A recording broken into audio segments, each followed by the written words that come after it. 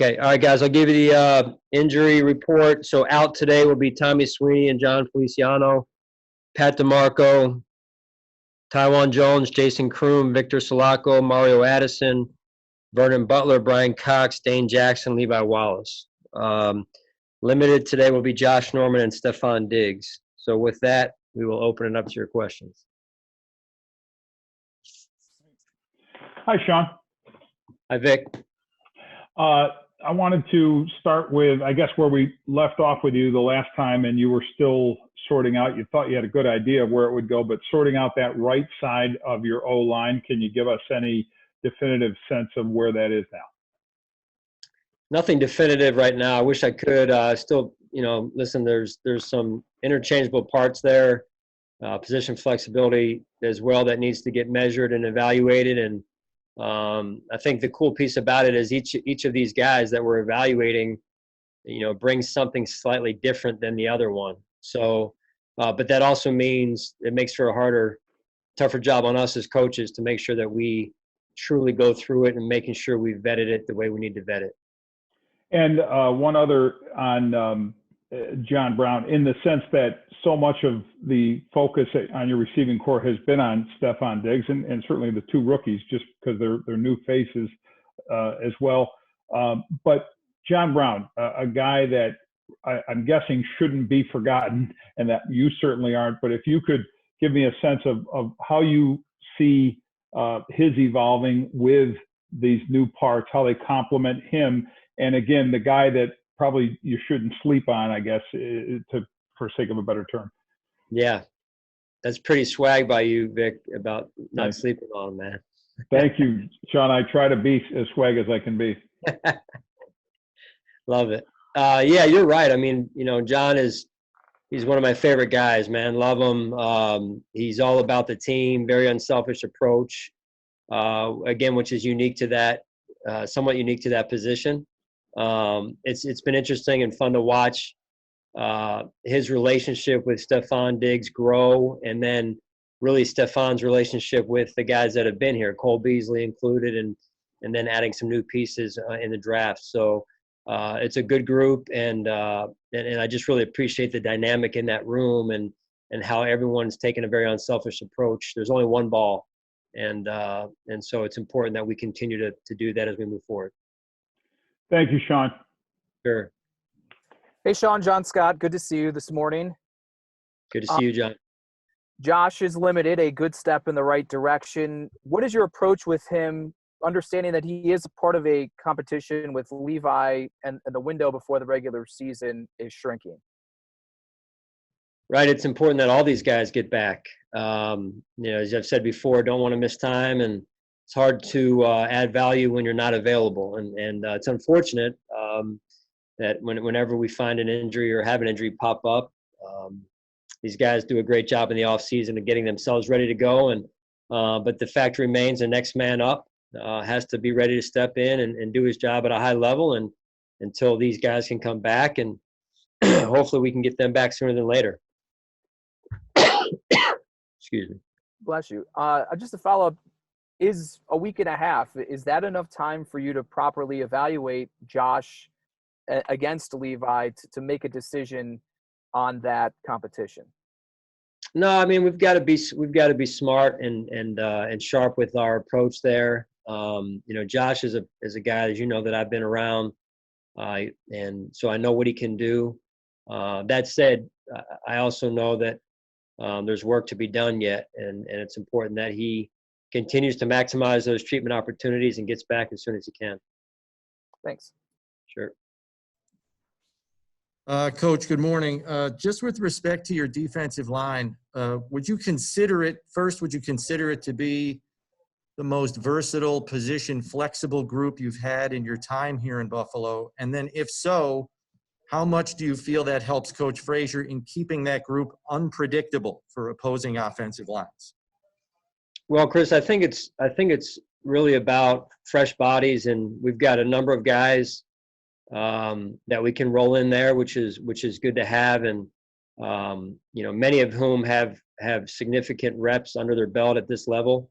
I think the way that they work together has been the biggest thing to this point. The way that group's coming together off the field is going to make them a good unit on the field. And so, again, similar to the wide receiver position, these guys are unselfish in their approach, and they know that affecting on their side can lead to a sack by somebody else on the other side. So, it's call it what you may, but it may be a committee type of approach, which I'm totally fine with. And I think that at the end of the day, that the better defenses that I've been around, again, are anchored by that defensive line, and that committee approach usually serves it well. Thank you. Sure. Good morning, Sean. Josh Reed here. How are you? Good, Josh. How are you? Good. The John Feliciano, right after the surgery, says, "Hey, I'll be back for the Raiders game." Kind of the typical player mentality. Just kind of curious how you've seen him come along in his rehab. Yeah, that's why I love John, man. He's just a warrior, man. He loves to play, loves to be out there with his teammates. You guys have been out there at practice. I mean, it's hard to keep him in the training room while practice is going on outside. So he wants to be out there with his guys, and I love that. That's why he's one of the leaders on our football team. He really embodies what we're all about. And I know he's chomping at the bit to get back as soon as he can. Well, one other question. Saran Neal heading into year 3 now. Where have you seen him develop it, and where is he right now? He continues to grow on and off the field. He's growing with the defensive understanding of our scheme and the special teams aspect as well. And so we're looking for him to continue to take another step, not only on the defensive side, but also on the special teams phases as well. Thanks, Sean. Appreciate it. Yep, you got it. Hi, Sean. Mark Gaughan here from the Buffalo News. Thanks for doing this. Just following up on what Chris Brown's question. Jerry Hughes played 65% of the snaps last year, which is not ridiculous, but it's a healthy amount. Do you think that, knock on wood, things look the way they look right now, you can keep him fresher? Do you have a sweet spot, like in mind for a defensive linemen, 40 to 50, 50 to 60. And, do you think that, again, if it stays the way it is right now, that you can keep these guys longing and competing for a little more reps? Yeah, we'll see. I mean, as I mentioned earlier, it's the fresher we can be, the faster and more physical you play, the stronger you play. That's a position that takes there's friction, if you will, on just about every play because there's engaging with the opponent on every play, and not every position can say that. So that tends to wear people down. But those guys are in great shape. We've tried to be smart with, as you mentioned, Jerry's, age, just getting a little bit older in his time in the league, and we've tried to be smart with giving him some rest as well as Mario and some of the other guys up there. So the more we can continue to put fastballs at the quarterback, the better we'll be, and the more collective they'll play, and it's a big part of our defense. And so that in particular in the run game, the gap integrity that those guys have to play with, the disciplined approach is very important to being a good defense. Thank you. Sure. Hey, Sean, Sal Majorana in Rochester. Good to see you. Good to see you, Sal. My questions are about Levi Wallace. So the first thing is, what is he dealing with today, injury-wise? Yeah, he's dealing with a hamstring. Okay, is that a situation that looks ominous, sort of like Josh Norman's, or where do you look at that? Yeah, I don't know. We don't know yet. I think it's on a day-to-day basis, so we'll see. Sometimes these things are just sore, and so we just got to take it one day at a time, and that's what we'll do here. Okay, so then to my question about his play, obviously for the last year and a half, you've been, I would guess, come through and sort of solidified that side. Why you think this kid with this chip on the shoulder that he always talks about, why he's been able to do this as an undrafted free agent? Yeah, so Sal, you broke up a little bit, so if I don't answer your question, fully, just let me know. But I think you've asked about Levi and why he's been able to do what he's been able to do. And I would just say, I think really it comes down to the person that he is. When I walk by him in the hallway, when I ask Levi how he's doing, he'll usually say, always, or whatever. He's got these sayings that just puts me at ease that he's got it all, that he'll be ready to go just in terms of the day-to-day approach. And he's a very consistent young man at his age, which to me goes back to the way he was raised by his mom and dad, and for him being a man of faith in terms of his Christian approach. And he's very, very comfortable and secure in who he is as a person, which I think is the start to being a good football player. Thanks, Sean. Sure. Hey, Sean. Jay from the Buffalo News. How you doing? Good, Jay. How are you? Good, thanks. I'm getting a lot of questions about cornerbacks today. Going back to Saran, does he have the versatility or the flexibility to move outside? I know you've used him in the slot a lot, but if you needed to, could he play outside? Yes, he could. He's played some inside, he's played some outside. Saran's a very good athlete with good speed and physicality, so he has all the tools to play either. And the reason I ask that is just, depth at outside cornerback. You saw it last year in the playoff game against Houston. It got challenged to the point where he had to move Taron outside. Where do you feel like you're at on the roster? I know given that, you've got guys dealing with injuries with Josh and Levi now, but do you feel your depth at outside cornerback? How do you feel about it, I guess? Yeah. Well, I'd like about 10, starting corners if we could do that. I think every head coach in the NFL would. There's never enough. You know what I mean? It's a position that you're looking for. Every coach is looking for. Every GM is looking for constantly.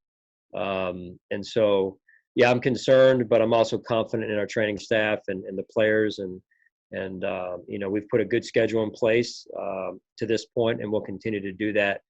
And so, the reality of it is, to your question and your point, Jay, that it is a position injury-wise that does get challenged every year because of the speed element as it relates to playing outside. So, my hope and prayer is that we continue to get these guys healthy and that we're going to put our best foot forward when we can.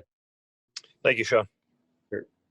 Hey, Sean, Thad Brown, WRLC in Rochester. Just real quick, any of the guys who are out today at practice, are they veteran rest days? No, today we'll be in the stadium, so it's more of a jog through, walk through type practice. So we would not be giving a vet day today, Thad. Is then Mario Addison? What is his issue? Yeah, he's got some knee soreness. So we're going to give him a day or two of rest here. Okay, and then a different topic. We asked you about Reggie Gilliam on Monday at fullback, and now he's listed as a tight end on the roster. Why the position change for him? Well, that's really what he is for us. He's come in and done some good things. Again, he's a rookie, but it was just what numbers were available to our equipment manager, Jeff Zurich, when Reggie came in, and so we put him in a 40 number, but at the end of the day, he's really a tight end for us.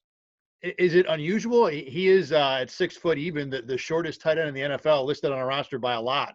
Is that unusual to have a guy at that size make that his prototypical NFL position? Well, I don't know. I was looking at you underneath the goalpost the other day. You do seem to do a pretty good job too, and you're not the tallest guy out there. I think Skursky has you. Skursky has you, or maybe it was John Scott you're standing. He may be taller than you, John Scott, I think. See, John Scott could play tight end, but my tight end days were gone back in the early 90s at high school. So I appreciate the thought, though. Yeah, look, it comes down to heart at the end of the day, right? Cool. Thanks, Sean. Yeah, sure thing. Hey, Coach, Alexa Ross in Rochester as well. You talk about selflessness in the wide receiver group. You also talk about it on your defensive line. Having that selflessness on both sides of the ball, how do you think that is going to help, advance the process, kind of get you to hold your team to the highest caliber, things like that? Yeah, listen, it's the good teams that I've been around, including our team last season, there's a degree of selflessness, as you said, on those teams. You have to have that you're willing to put the team first and sacrifice individual accolades for the betterment of the team. And we've all been around teams or seen at least teams on paper that look to be very talented, but they're not willing to do that, and so the pieces don't fit together. And that's what we have to understand as we go into this season, that the team is the most important thing, and if the team wins, we all win. And honestly, and then contrary to that is when the team loses, we all lose, and so we have to toe the line in those moments, because there's a journey every year, and it's not all going to be easy and simple. So we've got to be willing to take the good and the bad.